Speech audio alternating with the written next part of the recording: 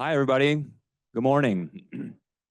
Thank you all for being here for this first run of a new experiment. We're trying to branch out and start experimenting with different forms of social and informational gatherings. And so this is our first breakfast event. Thank you very much to MA Design and CMTA and Great Parks for jumping on the idea and making it happen.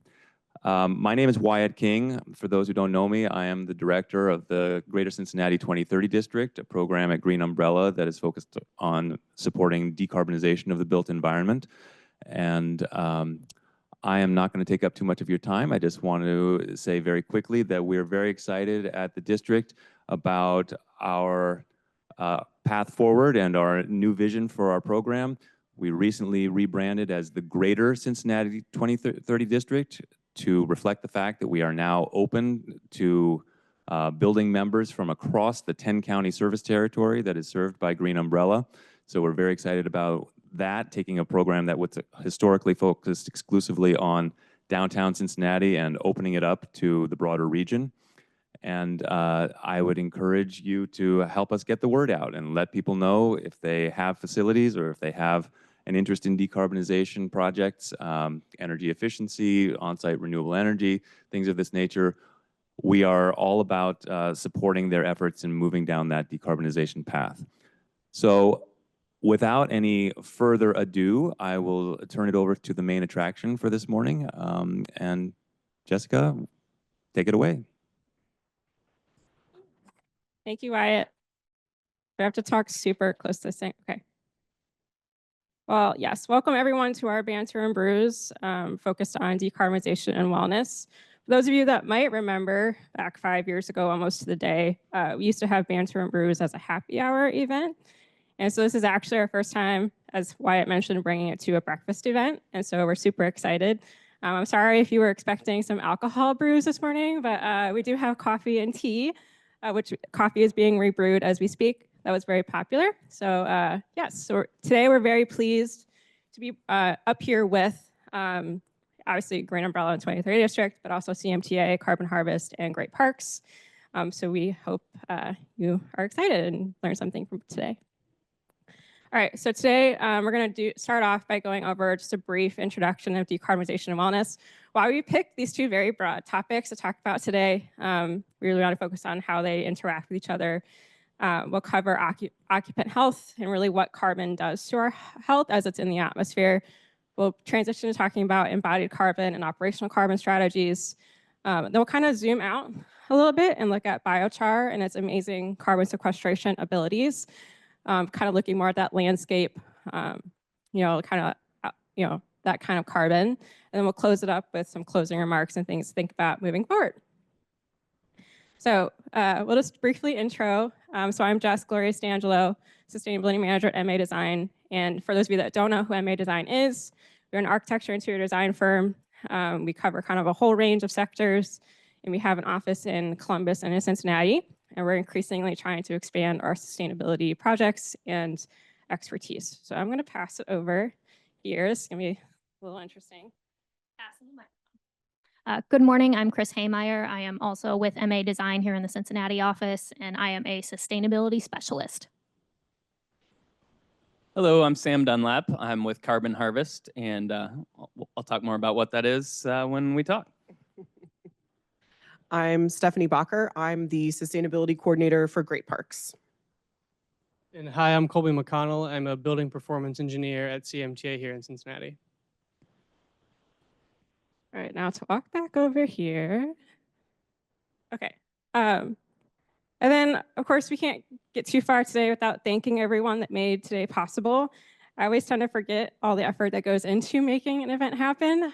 So I want to thank Charlie and Wyatt, obviously, for all their help. I don't think we could definitely have done it without Charlie's help with navigating some things. We have Juniper Seed for the catering, which we didn't know is 100% vegan, so all you meat lovers out there. And there is gluten-free options back there. We have Deeper Roots Coffee. Phil Armstrong is our photographer.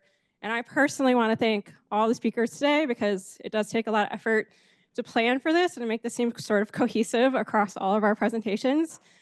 So I appreciate you all, and thank you. All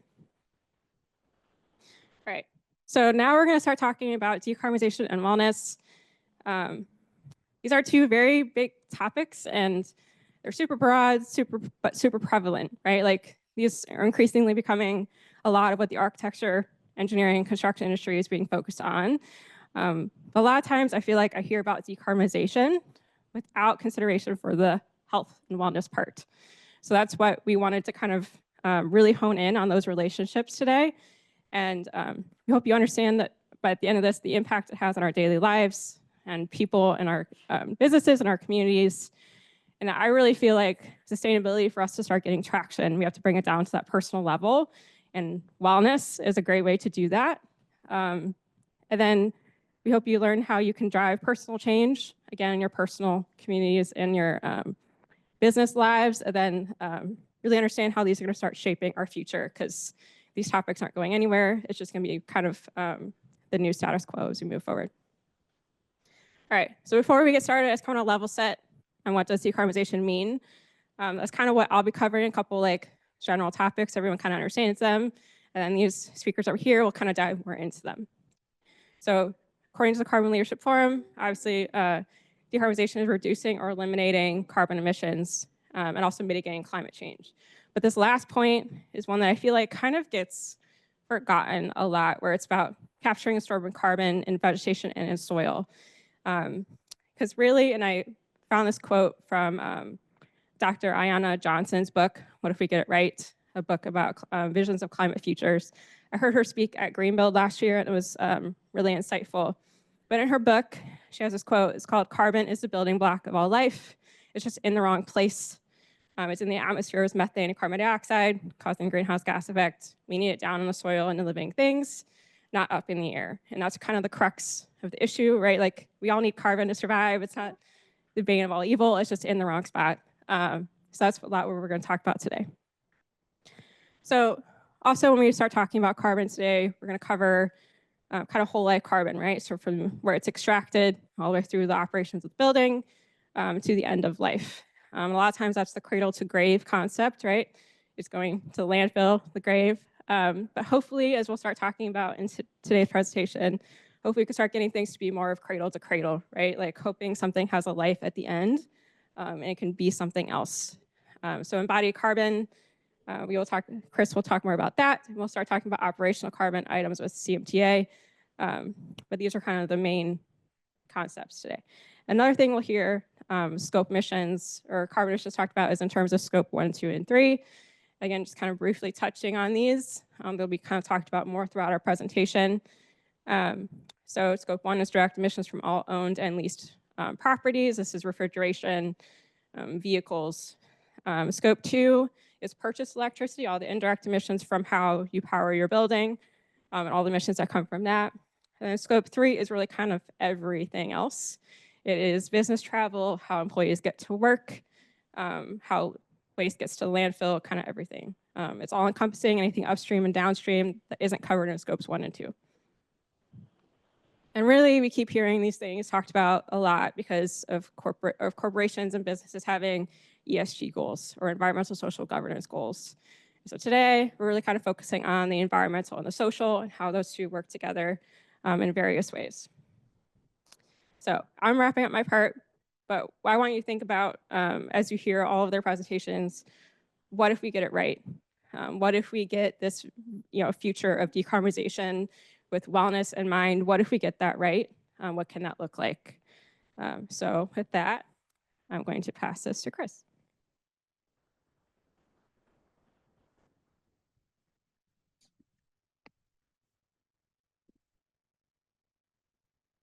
Alrighty, thanks, Jess. Thanks for that introduction.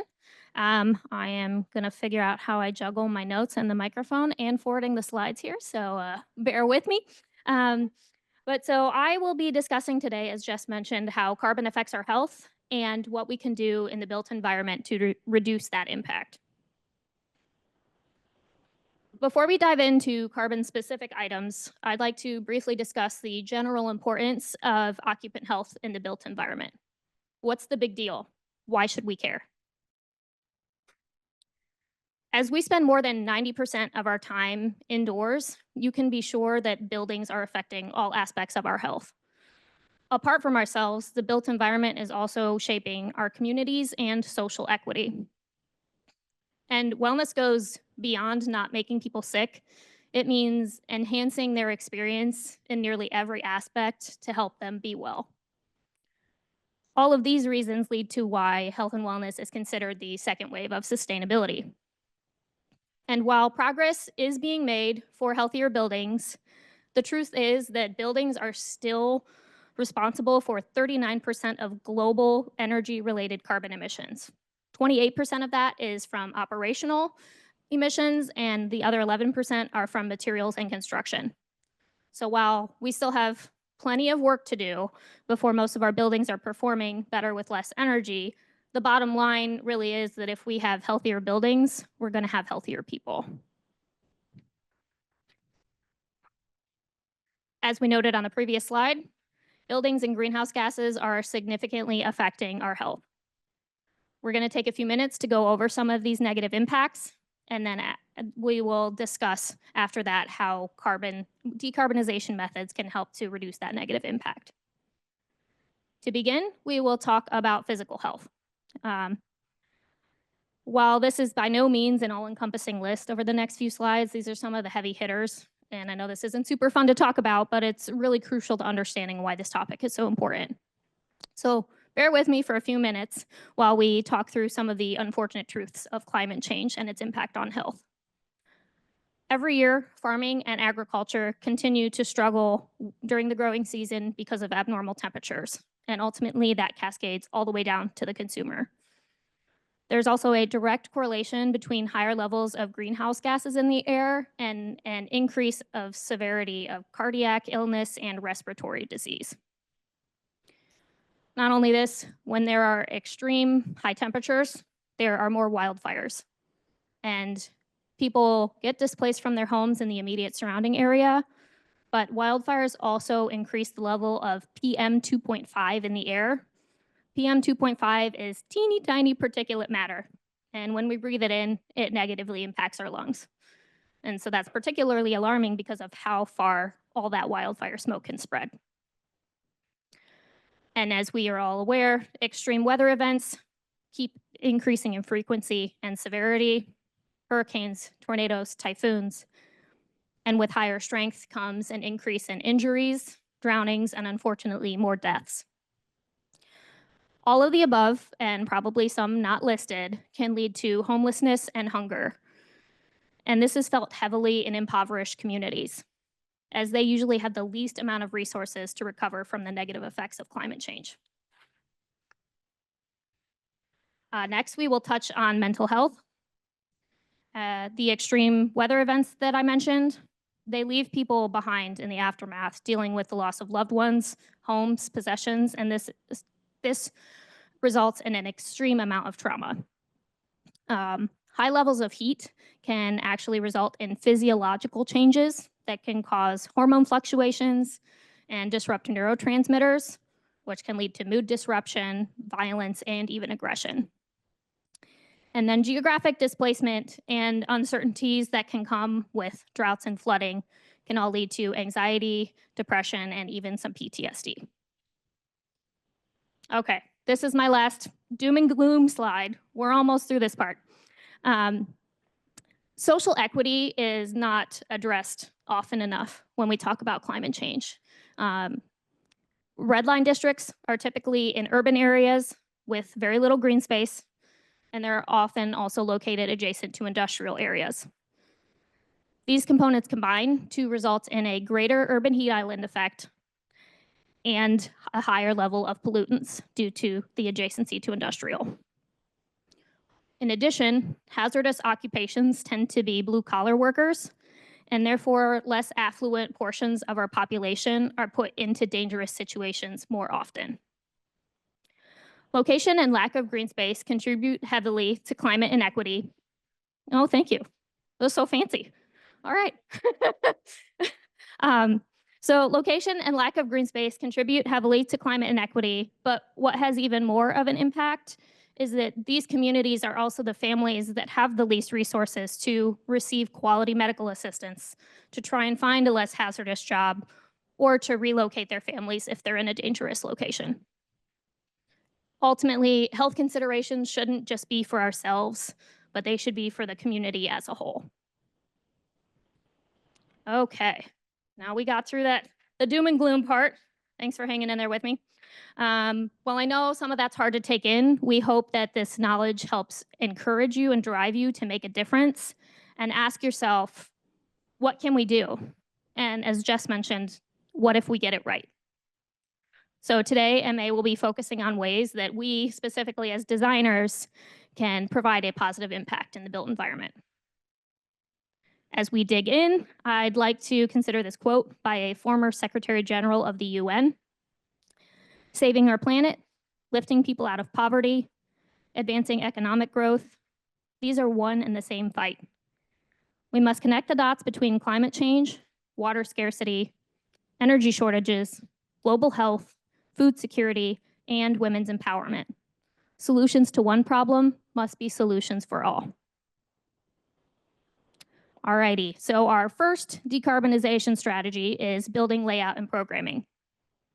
Aside from connecting with your MEP team earlier in design, some key considerations during design can help to lighten the load on MEP and therefore reduce the amount of operational carbon emitted from your building.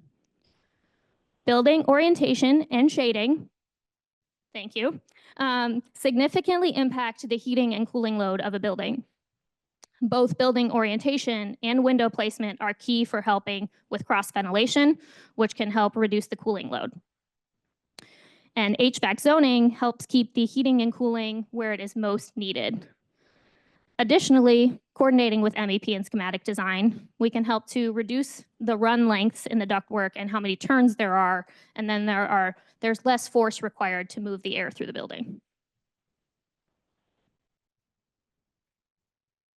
Oops, I went forward too quickly. All right. So as we consider our building layout, encouraging active design is a way to promote health and wellness while also reducing energy loads in the building. The prime example of this is taking the stairs versus using the elevator. Elevator burns fuel, but the stairs burn calories. Anybody? Yeah? No? Okay, I knew that one was going to drop. Okay. But really, there's a lot that stairs can do for us, improving cardiovascular health, our muscular strength, and our balance. Designers can help to encourage stair use by elevating the stair design, thereby making the stair a more pleasant place to experience. Introducing glazing, colors, artwork, even music are all strategies that can help to elevate the stair design.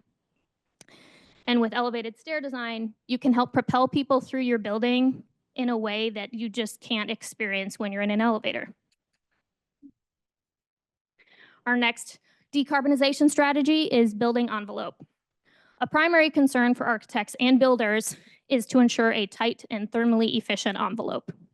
With a well-designed thermal envelope, carbon emissions can be reduced by eliminating heat loss and gain through the exterior of the building. As an added benefit, lighter equipment loads will mean that HVAC can last longer and not need to be replaced as often. So therefore, you are also reducing the waste from the HVAC through the life of the building. And ultimately, it boils down to you can have the most efficient HVAC system in the world, but if your envelope is not thermally efficient, then you're going to be wasting a lot of energy. And then our third strategy is material selections. So regional materials is a big one. By choosing regional materials, you are reducing the amount of energy used to have the project travel from where it's manufactured to the project site. Carbon sinks, which is mentioned in the third slide here, absorb carbon dioxide from the atmosphere. So the world's largest examples of this are oceans, forests, and soil. Wood and bamboo are productive building materials in this way because they absorb carbon dioxide from the atmosphere when they're growing, and then that carbon dioxide stays inside the material for the life of the material or the building structure. We've listed several material declaration options here.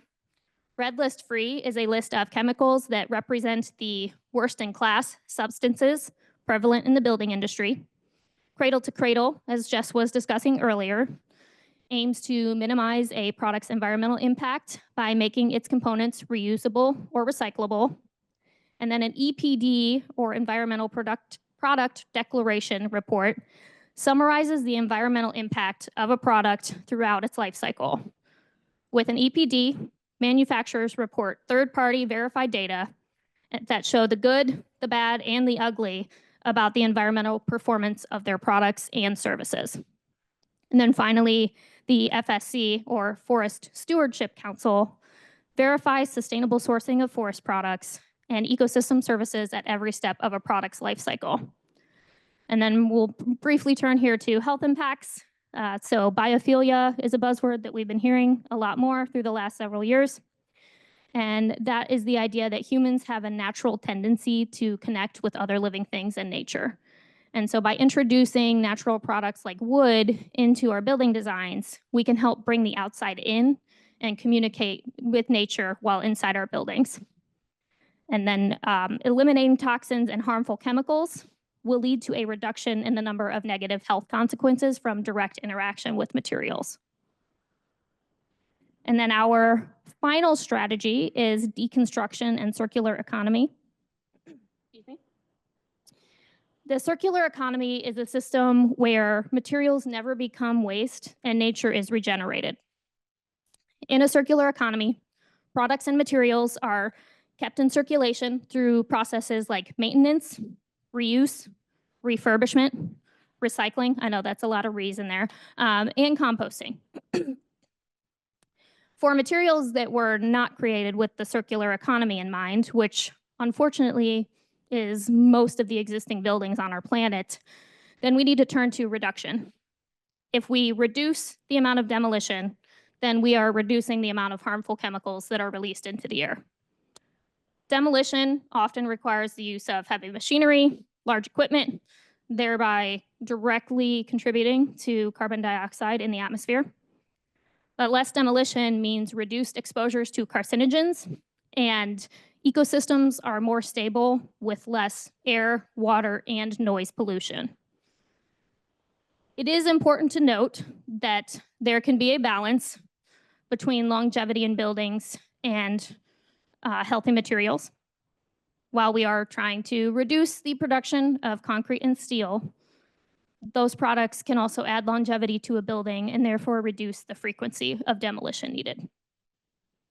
All of these items are particularly important, again, for low-income and redline neighborhoods, which tend to feel the greatest effects of high carbon and toxin levels.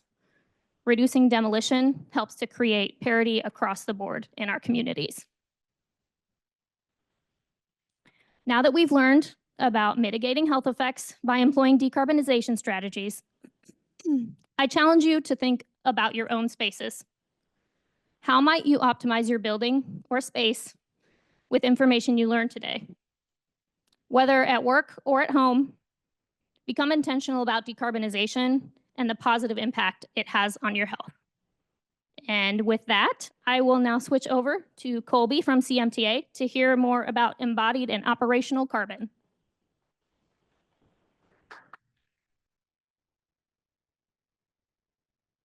Thank you, thank you. And so I'm going to be talking about operational carbon today. And operational carbon, when I say that, I'm just referring to any energy that we use inside the building is going to have an associated emissions with that energy. So whether it's our HVAC systems, our lighting, our hot water, anything we plug into the wall, all of that somewhere is generating emissions if it's coming through the traditional means.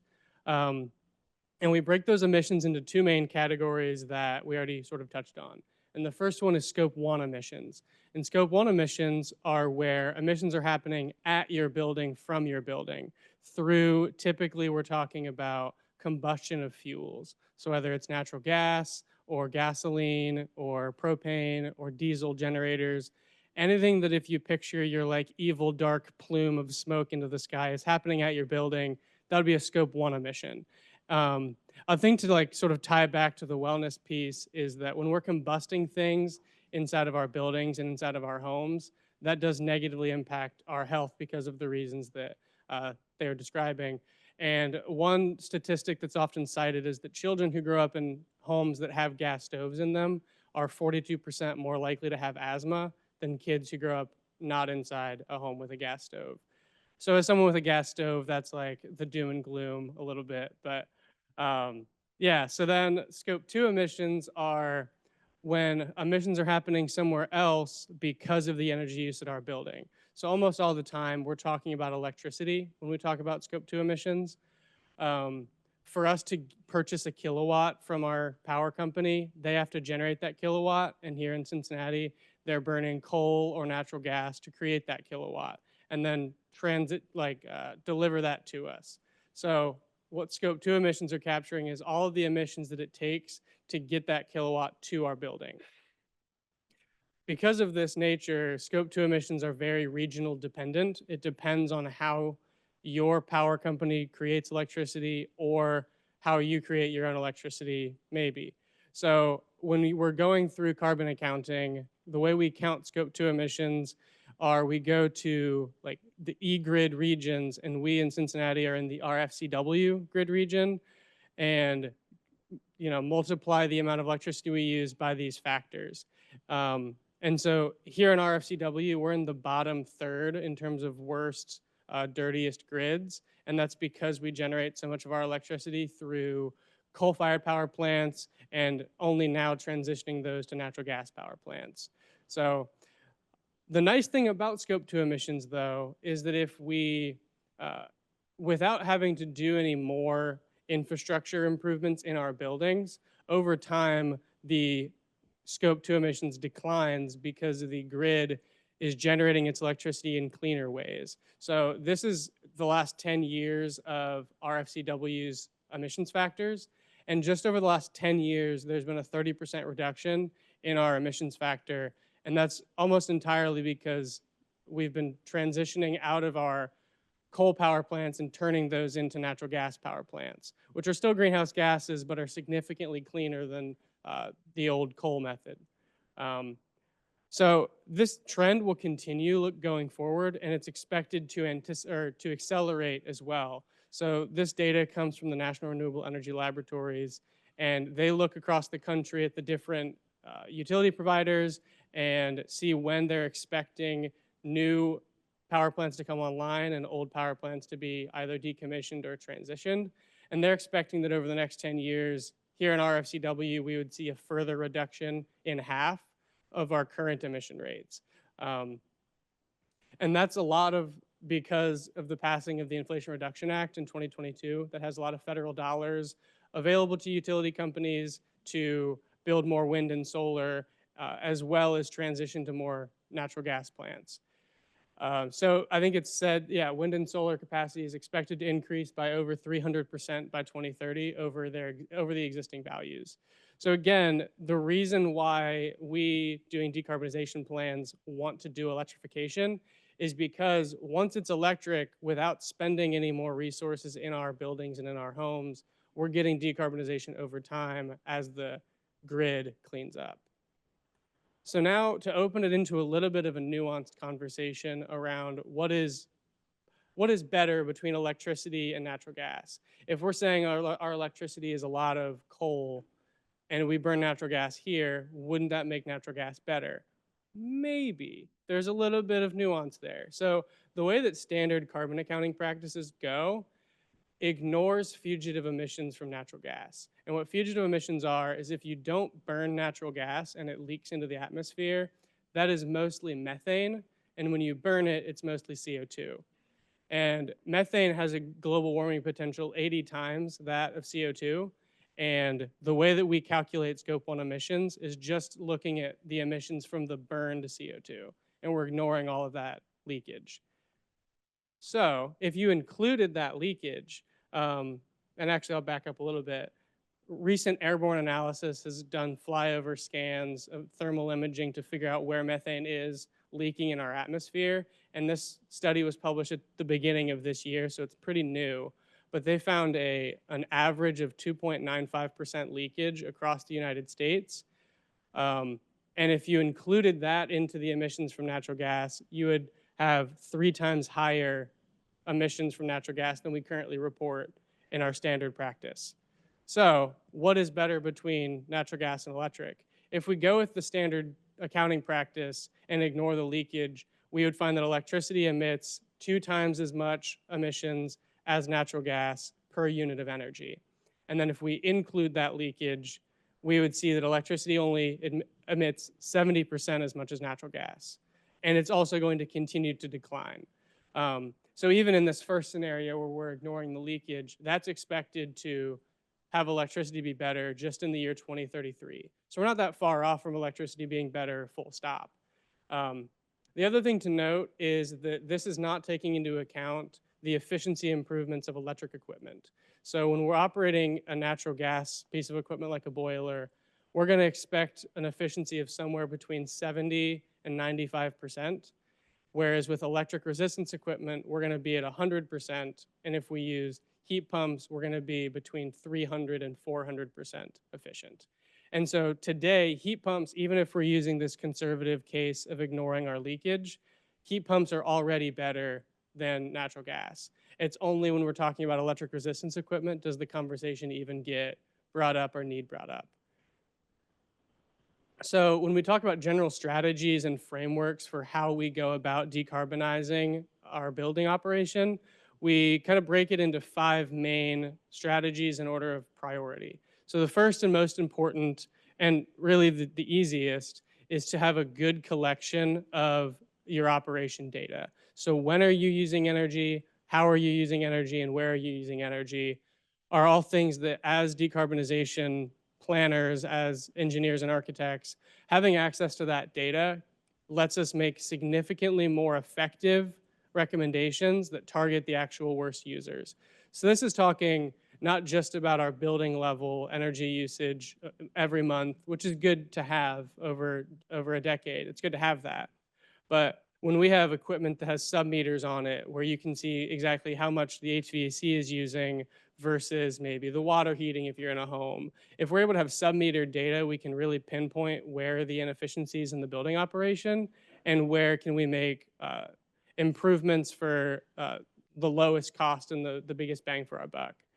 And so then after we have good access to data, the next step would be to do our energy efficiency measures. And that's a lot of what Chris had talked about in terms of passive strategies like improving our thermal performance of our envelope, having less windows that is only the amount that we need.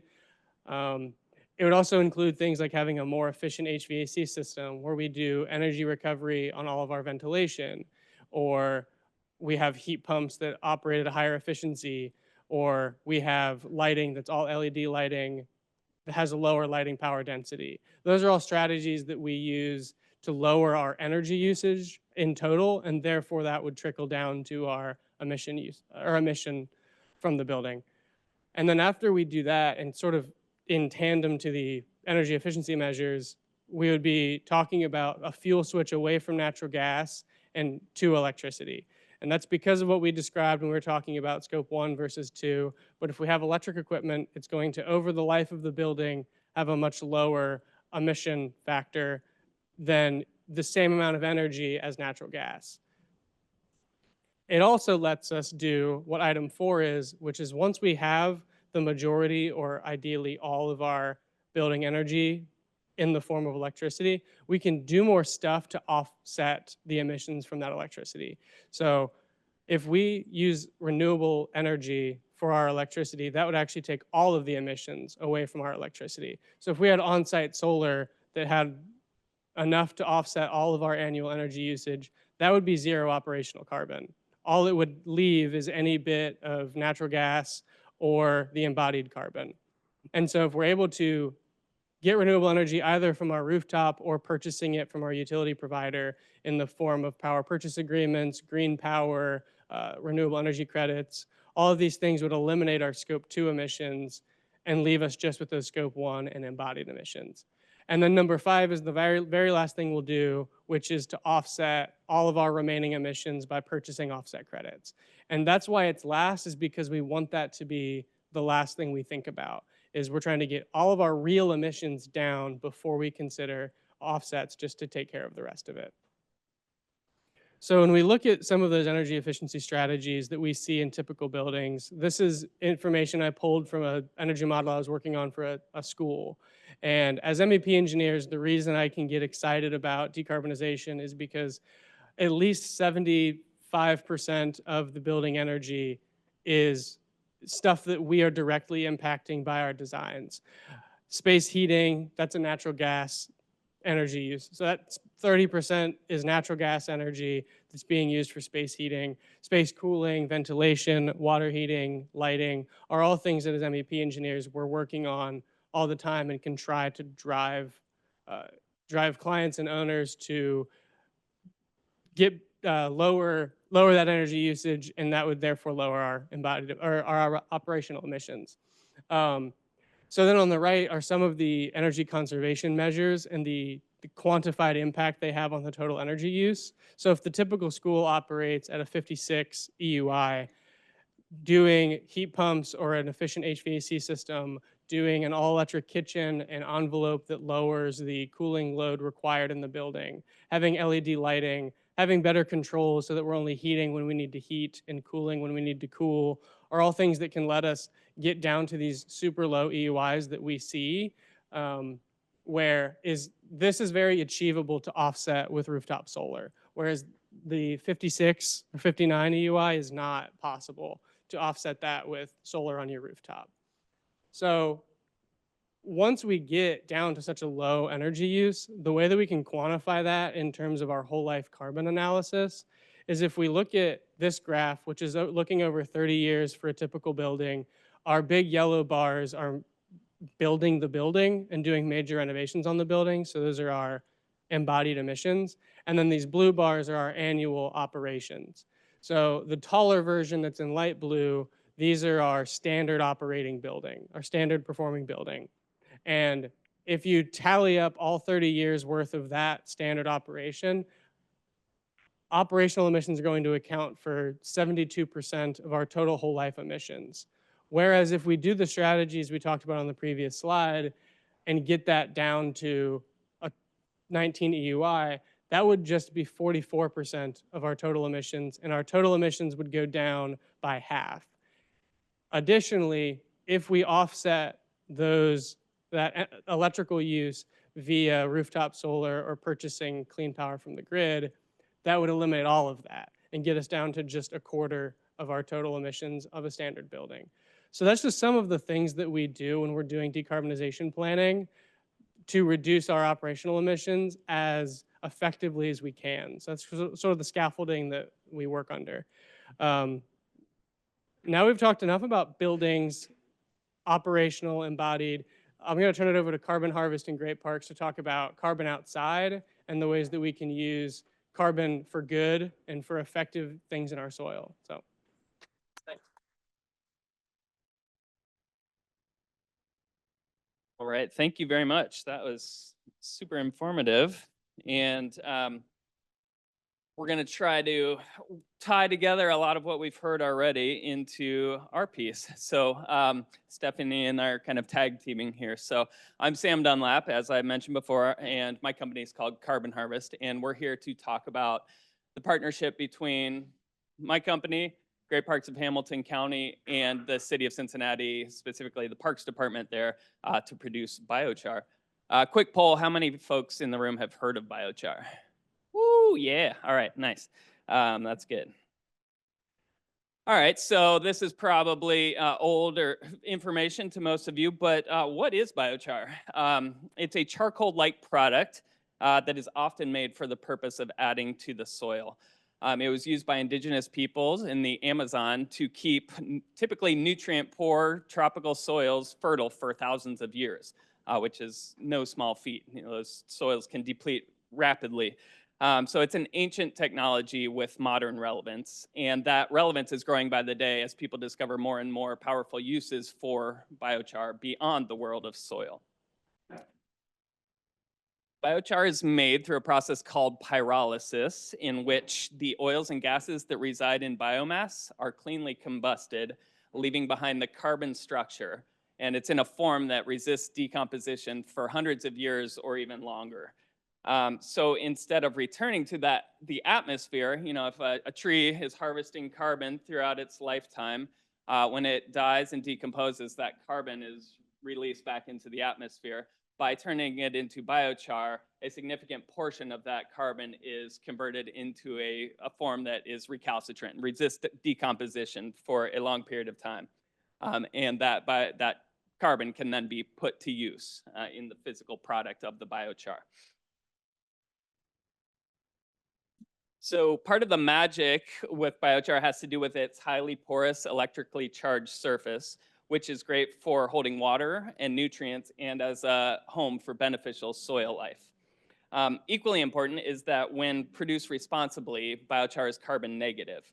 So it's a form of durable carbon dioxide removal, and it's actually responsible for upwards of 90% of carbon removal credits that have been delivered to date. So kind of to Colby's slide, that number 5, the carbon offsets, it's kind of the last tier of how to address emissions. If you've kind of done everything possible, and this is kind of, we see it a lot in high tech and financial industries where they don't have a lot of ways in their own operations to address their emissions. They are doing that through carbon offsets. And durable carbon dioxide removal is considered the gold standard. It's not just, it's actually removing it from the atmosphere. So biochar is a really, it's a superstar in that respect. And I think because to tie it back to the opening piece about, what if we get this right? And CO2 is not bad, it's just in the wrong place. I have a strong bias towards biochar as a carbon removal technology versus, direct air capture or something where it's very energy and equipment intensive, and then it doesn't have there's no co-benefit. The nice thing about biochar is that you're capturing carbon and you also have a finished product that can do a lot of good in the environment. Okay.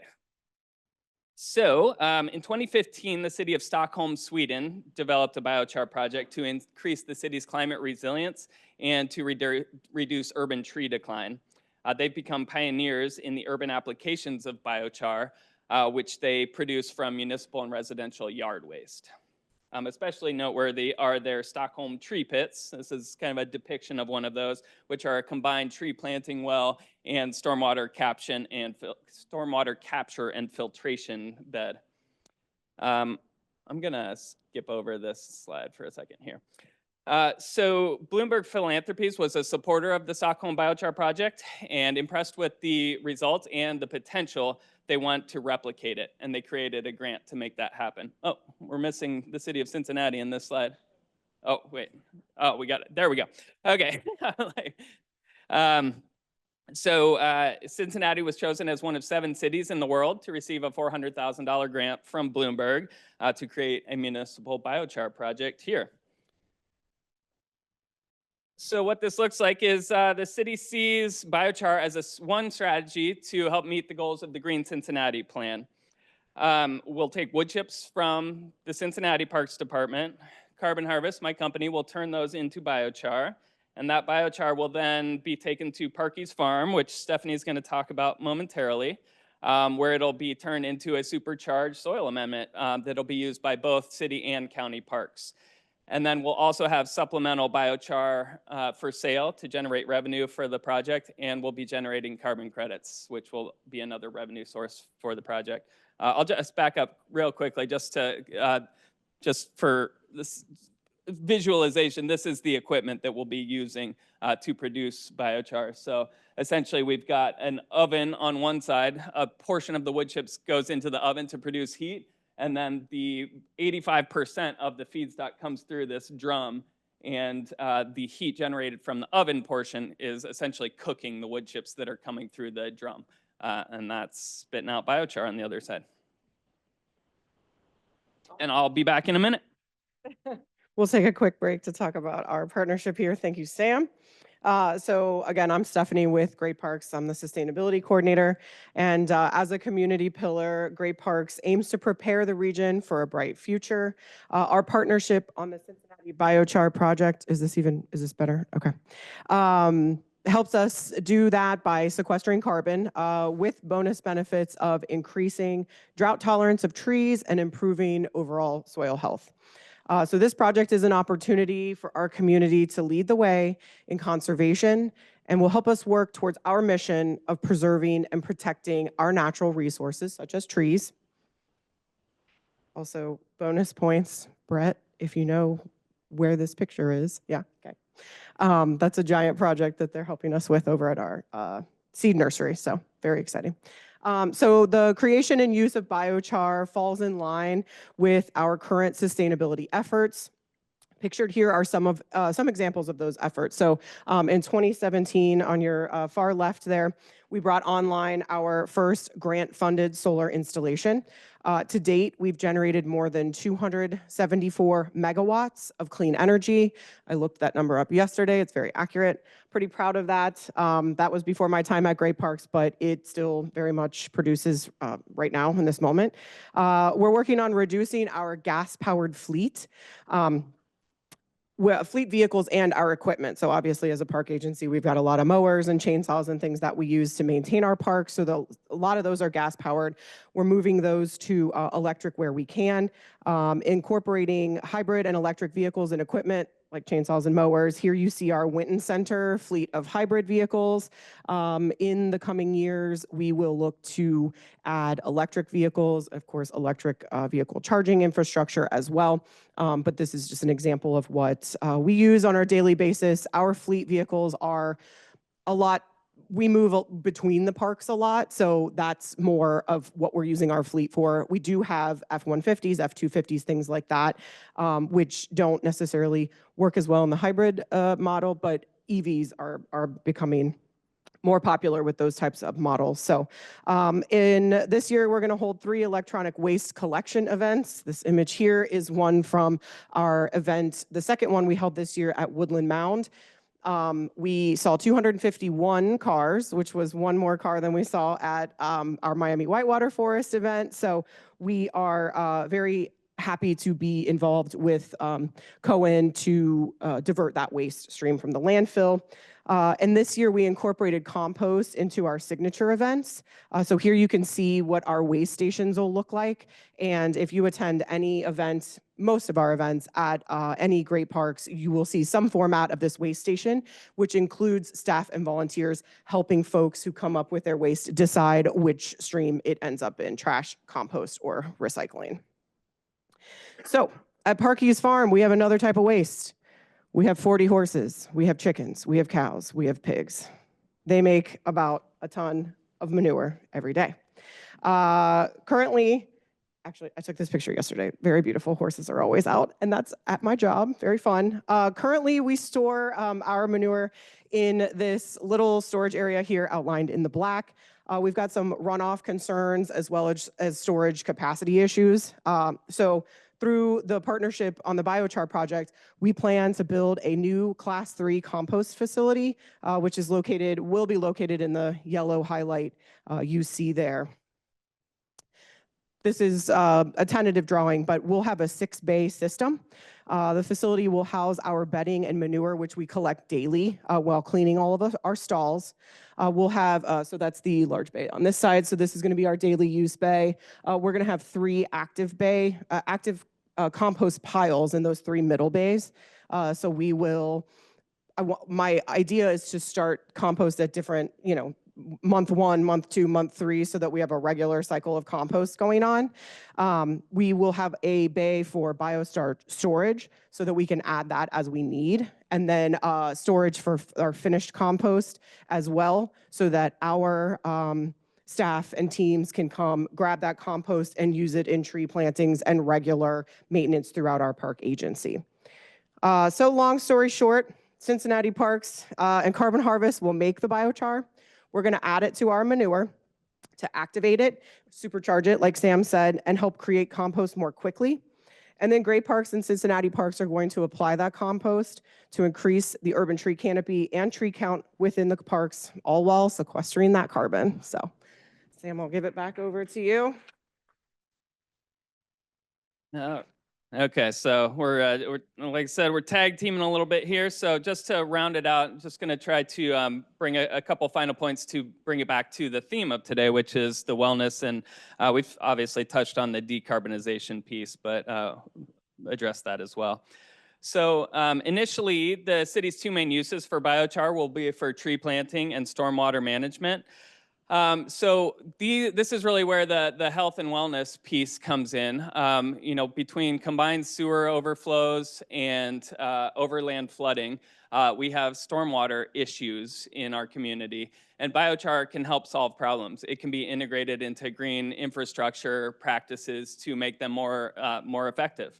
And it can also add filtration benefits to the water, so it's coming out cleaner through those installations as well. And then with tree, part of the reason this is coming through the Cincinnati Parks Department is they have the mandate to maintain the urban tree canopy. And that inventory is taken every 10 years, and then the results of that inventory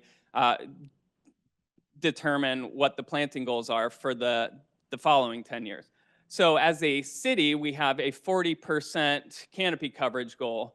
We have achieved that as a whole. However, the way that those trees are spread out is in no way uniform. It's not equitably shared. There's communities that have far less tree cover, and we've already touched on the health impacts of lack of green space and lack of trees in communities. And the tree canopy tends to mirror the heat index. So we've talked about the heat island effect, and that disproportionately affects low-income neighborhoods. So part of the goal with the biochar project is to help remedy this. And the challenge with establishing canopy and increasing that in some of these neighborhoods is they tend to be harder to establish trees because of just the conditions of the ground. And so that's where biochar really comes in, is it can help ameliorate conditions to make it more possible for trees to thrive and grow over time. So that's a huge goal of the project. And we have a partner in Groundwork Ohio River Valley to create a youth engagement and workforce development component, actually getting youth from these communities involved in planting the trees and doing this work and creating green jobs for the future.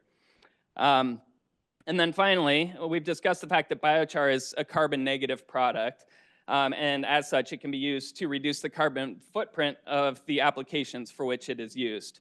So this includes an increasingly diverse array of materials in the built environment. So for example, it's being used, and this is a very active area of research, but to include in concrete to actually create carbon neutral or even carbon negative concrete. So kind of tying it back to this built environment piece. It can lower the carbon footprint of a lot of these areas, and also can provide health benefits to the indoor environment. If it's used in paints, there's a air filtration element that the biochar can bring. So very multi-purpose, and we're really excited to be piloting this here in Cincinnati, and are looking for opportunities to partner wherever there are interested parties. So come talk to us. And I think that's it for us. So thanks so much.